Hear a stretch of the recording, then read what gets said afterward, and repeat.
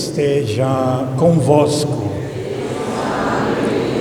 Proclamação do Evangelho de Jesus Cristo segundo João. Depois que Judas saiu do cenáculo, disse Jesus: agora foi glorificado o Filho do Homem, e Deus foi glorificado nele. Se Deus foi glorificado nele, também Deus o glorificará em si mesmo, e o glorificará logo. Filhinhos, por pouco tempo estou ainda convosco. Eu vos dou um novo mandamento: amai-vos uns aos outros, como eu vos amei. Assim também vós deveis amar-vos uns aos outros. Nisto todos conhecerão que sois meus discípulos, se tiverdes amor uns aos outros. Palavra da salvação.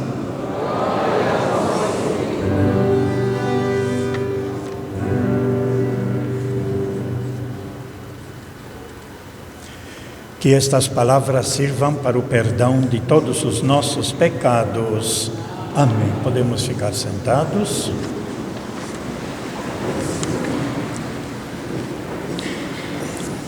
Nós estamos celebrando já o 5º domingo da Páscoa. Falta mais um domingo, 6º.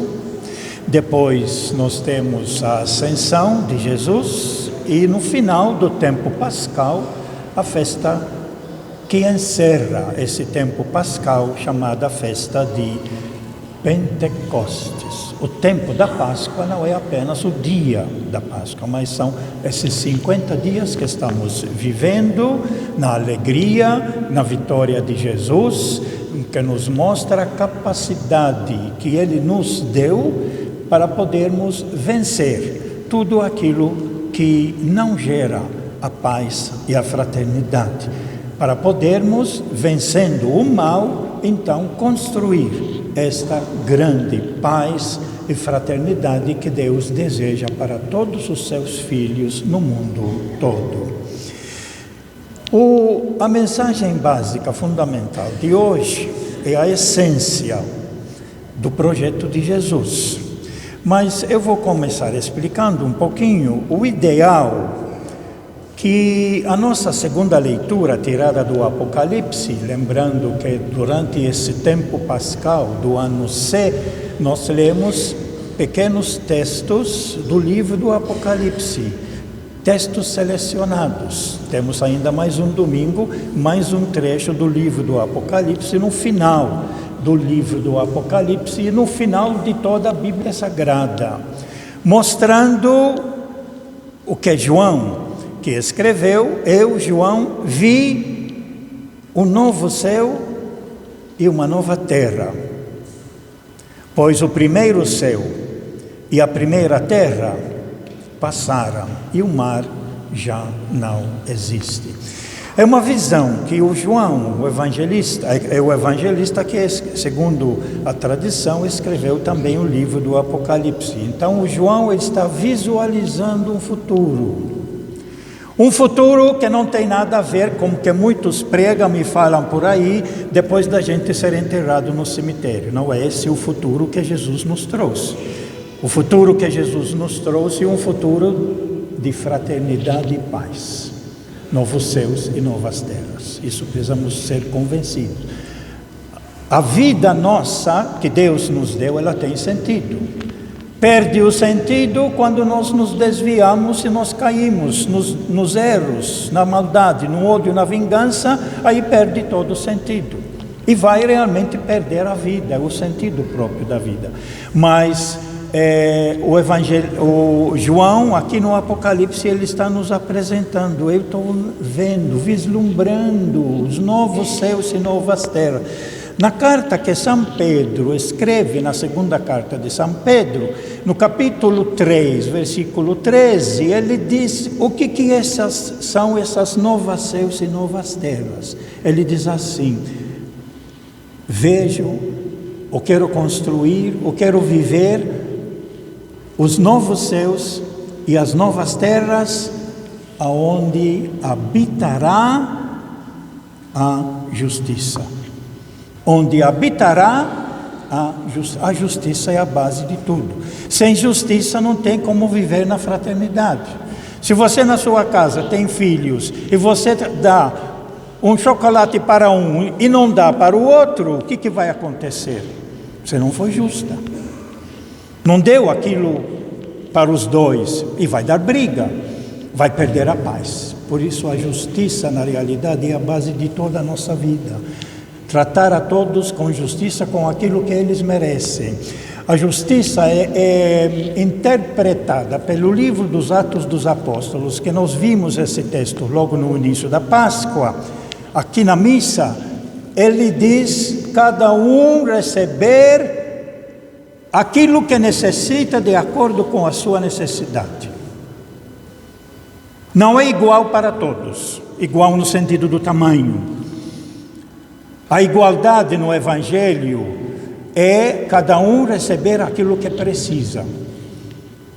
Essa é a igualdade. Por isso que era o exemplo que eu dei outro dia: a mãe sabe dar a comida pequena para a criança pequena e um prato cheio para o filho mais velho.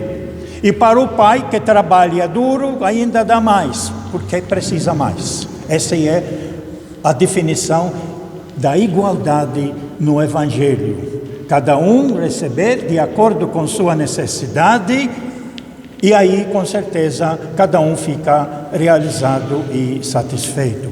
Portanto, a primeira leitura nossa hoje nos coloca o ideal. O que nós queremos construir na nossa vida? Os novos céus e novas terras. Por quê? Os céus e a terra e o mar que estamos vivendo é a base do ódio, da vingança, da competição, que não levam a não ser a desgraça e a morte. Esses, São João está dizendo, precisam passar. O ódio, a vingança, a maldade precisa passar. O Papa, na sua reflexão de hoje de manhã, ele fez uma reflexão curta, mas concisa. Hoje foi a missa tipo chamada da posse do Papa.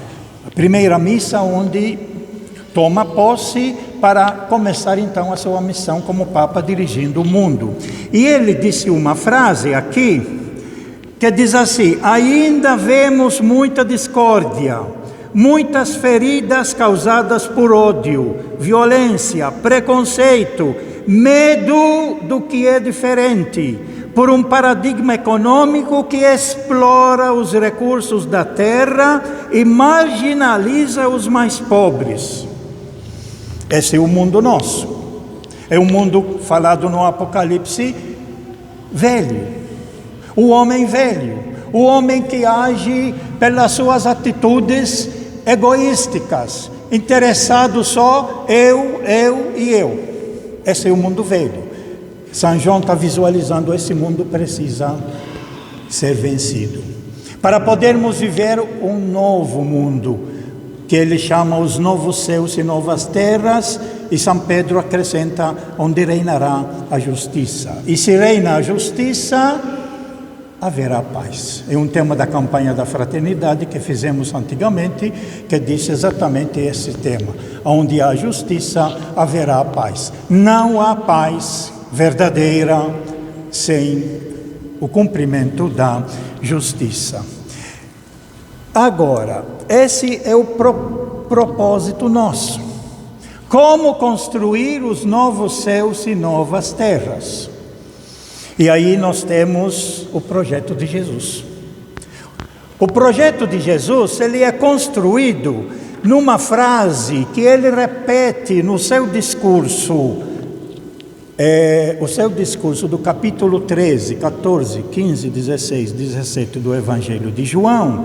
É o discurso chamado sacerdotal, é o último discurso de Jesus que ele faz para seus discípulos, não todos, porque um que já tinha plano para traí-lo, já tinha saído, como diz aqui o nosso texto. Depois que Judas saiu para cumprir o seu plano de trair Jesus, então Jesus disse àqueles que ficaram, que são os 11, aqueles que querem aderir ao projeto de Jesus, porque Judas aderiu a um outro projeto do mundo, do interesse, de quem quer mais, de quem quer subir mais, de quem quer mandar mais, de quem quer enganar os outros e iludir. Os que ficaram com Jesus, que são os 11, agora Jesus vai fazer esse discurso todo até o capítulo 17. Por isso, eu inclusive imprimi aqui esses capítulos todos para tentar, durante esse tempo, até a festa de Pentecostes, ler de novo. E eu sugiro vocês ler, cada um de vocês tem o Evangelho em casa, procura o Evangelho de João, capítulo 13, após lavar os pés dos discípulos, 13, 14, 15, 16, 17, de suma importância. Aí nós temos a essência básica, fundamental do projeto de Jesus, aonde o mandamento básico, ele vai dizer, se nós queremos construir um mundo novo, uma sociedade nova de fraternidade, de paz, que é o desejo de Deus para todos nós, para vivermos nesse mundo, nós precisamos seguir aquilo que Ele nos trouxe de Deus, amar aos outros como Deus nos amou. E esse que consiste então o novo mandamento. Eu vos dou o novo mandamento. Amai-vos uns aos outros como eu vos amei. Assim também vós deveis amar-vos uns aos outros. Como é que se reconhece quem é verdadeiramente de Deus ou não? Quem é verdadeiramente de Jesus ou não? Nisto todos conhecerão que sois meus discípulos, se tiverdes amor uns aos outros. Essa frase ele repete 4 ou 5 vezes nesses 5 capítulos. O testamento dele no final no Evangelho de João, onde tem a essência básica fundamental. Então, o que Jesus está dizendo? Na liturgia de hoje, nós temos que chegar aqui, criar a grande fraternidade em toda a humanidade. Nós temos que construir a paz. O mundo tem proposto 1000 coisas para construir a paz, incluindo um povo dominando outro povo, incluindo usando guerras para matar todos os outros e você reinar e dizer que agora vivemos em paz, eliminando os outros irmãos que são todos filhos de Deus. Isso que o mundo está propondo.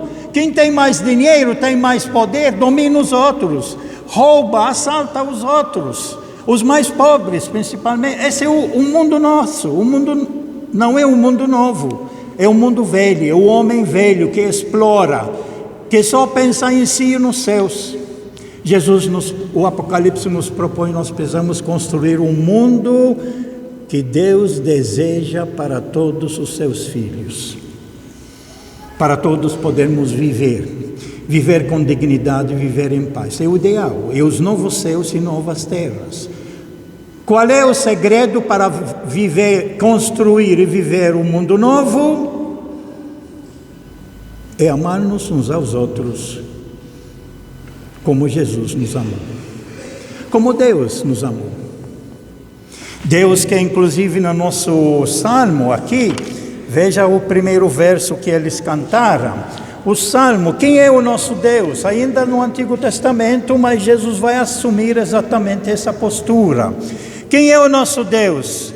Misericórdia e piedade, amor, paciência e compaixão. O Senhor é muito bom para com todos, sua ternura abraça toda a criatura. Esse é o que Deus deseja, o que Ele é. O que Deus é. Jesus veio para nos dizer, se nós vivermos como Deus é, como nosso Pai Criador é, e conhecermos que somos todos irmãos uns dos outros, e por isso precisamos zelar, não apenas por aquilo que é meu, ou dos meus, mas zelar por aquilo que é nosso. de todos.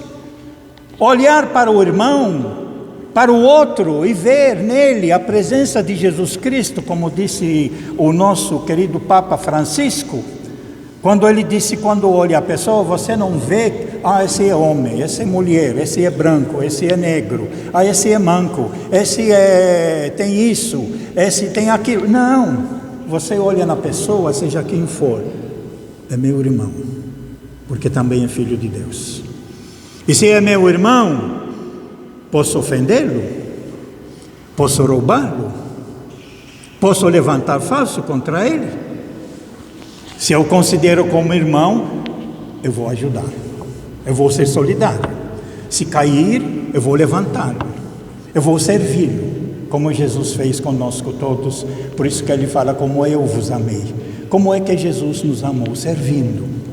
Veja o Evangelho todo, por isso o Papa hoje insiste de novo que o nosso ideal básico está no Evangelho, que concentra dentro do Evangelho tudo aquilo que aconteceu no Antigo Testamento, todo aquilo que é bom, e recusa tudo aquilo que não presta mais dessa vida do povo do Antigo Testamento, narrada toda no Antigo Testamento. Por isso lá tem coisas ótimas que o Evangelho vai aproveitar, Jesus vai aproveitar, e tem coisas horrorosas que Jesus disse, isso não serve, isso é o mundo velho, e eu trouxe para vocês um mundo novo, um mundo onde podemos criar realmente essa grande fraternidade e paz, e conviver juntos nesses novos céus e novas terras. Os novos céus e novas terras não é nada mais do que a vivência daqueles que seguem Jesus, que querem construir sempre uma vida melhor e mais digna para todos. Lembram? Para todos. Por isso que o Salmo já diz, o Senhor é muito bom para com todos.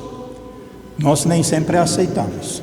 É a pregação que tenho feito aqui, Deus quer o bem sempre para todos. Mesmo para aqueles que erram, que falham, que cometem erros, Deus quer-lhes o bem sempre. Por isso diz, Deus manda chuva sobre os bons e os maus, porque Ele quer o bem para eles.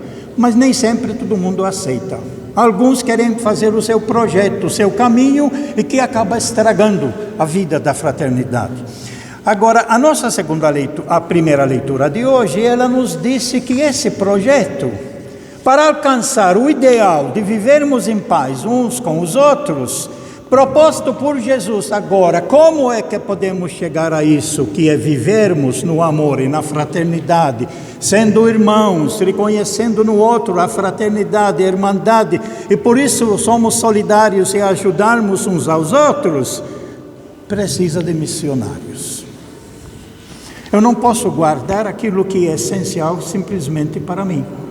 Isso é mostrado na nossa primeira leitura, tirada do livro dos Atos dos Apóstolos, onde Paulo e Barnabé, aqui, que saíram para a missão, foram visitar as comunidades, permaneceram lá até construir comunidades, foram colocando líderes, que aqui são chamados presbíteros, que é chamado ancião, não é presbítero na igreja nossa hoje, mas é chamado ancião, a pessoa responsável por aquela comunidade. Foram estabelecendo lideranças e agora estão voltando, mas disseram uma coisa muito importante, que está no Evangelho, que também faz parte do projeto, do meio para poder chegar à felicidade e à paz. Onde ele vai dizer nessa leitura, é preciso, disseram os apóstolos Paulo e Barnabé, exortando-os para permanecerem firmes na fé, é preciso que passemos por muitos sofrimentos para entrar no reino de Deus. Quer dizer, para fazer parte da construção desse novo projeto que Jesus Cristo nos mostrou, é possível se nós amarmos uns aos outros. Mas para amar uns aos outros, aí entra aquele que está na essência do projeto de Jesus: carregar a cruz. E vocês todos sabem que para você amar o seu filho, o seu marido, a sua esposa, já começando em casa, quanto sacrifício você passou? E quanto sacrifício precisa passar? Quanta paciência você teve para educar o filho desde criança e esperando que cresça, que crie juízo? que reconhece-se como gente, que assume a sua responsabilidade. Quanto sacrifício precisa? Por isso que esse mandamento do amor de Jesus, eu vos dou um novo mandamento, ele tem dentro de si a essência do sacrifício. Mas eu não faço sacrifício para poder me salvar, não. Eu tento ajudar os outros, abrir o meu coração, servir os meus irmãos, e isso vai me exigir um sacrifício da minha parte. É esse sacrifício que Jesus Cristo aceita. Não é o sacrifício de ficar inventando coisas, ficar ajoelhado, caminhar não sei quantos quilômetros ajoelhado, rezar a noite inteira, acordar cedo logo de manhã, enquanto está com sono. Não é esse sacrifício que Jesus pede. Jesus pede, está vendo o seu filho, o que fez? Você vai ter que ter muita paciência para ajudar. Esse que é o sacrifício que o Evangelho exige de nós. Não sacrifício por sacrifício. Não sofrimento por sofrimento. Jesus veio para mostrar que precisamos eliminar o sofrimento. O sofrimento não faz parte do projeto de Deus. Sofrer por sofrer. Faz parte do projeto de Deus o amor, a fraternidade, que exige de nós um esforço. Esse esforço que é chamado carregar a sua cruz, assim como Jesus. O que lhe custou a vida a Jesus? É porque ele curou os pobres, ele curou os pecadores, perdoou, ele curou o cego, o coxo. Veja a vida toda de Jesus. O que ele fez? Por causa disso, as autoridades temos que eliminá-lo. Mas ele foi glorificado, como diz a nossa leitura do Evangelho de hoje. A glorificação de Jesus é que ele cumpriu bem aquilo que o Pai mandou fazer. Apesar do sacrifício, ele carregou essa cruz e foi fiel a Deus, ao projeto de Deus, que construir a fraternidade até o fim, mesmo que custasse a sua própria vida, o que é o nosso testemunho. Por isso, quando nós olhamos para a cruz e a criança pergunta: mãe, por que está aí? Coitado, quem que fez isso para ele? E a mãe vai contar a história toda de tudo que Jesus fez e ensinou, e foi tudo isso que lhe custou essa vida na cruz.